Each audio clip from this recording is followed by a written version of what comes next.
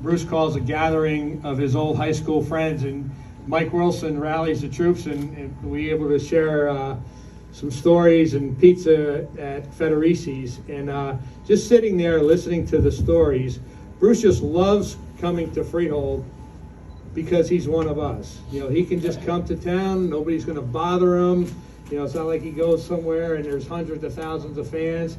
You know, we're regular people. We all grew up, and we respect him tremendously.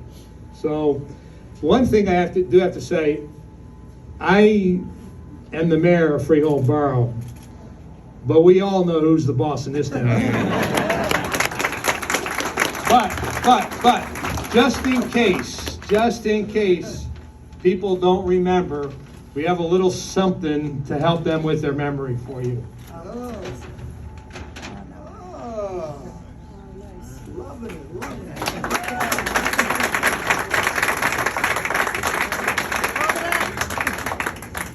I will wear this with great pride as soon as I haul it out of the back of my closet.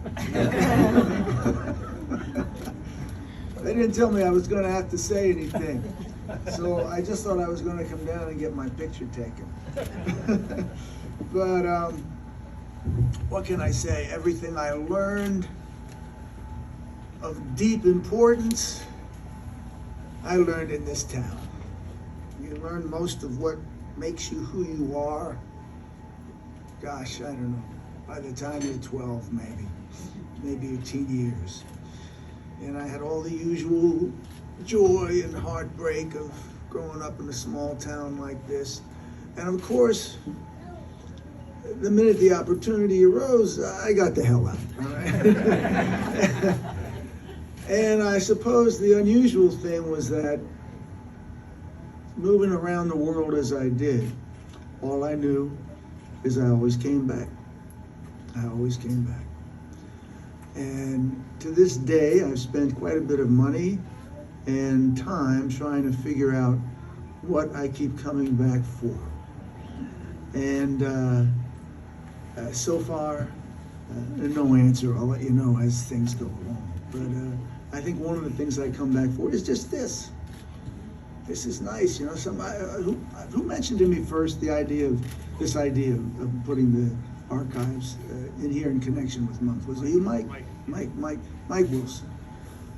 So I first, oh no, they're going to do it at Monmouth University. I don't want to step on anybody's toes.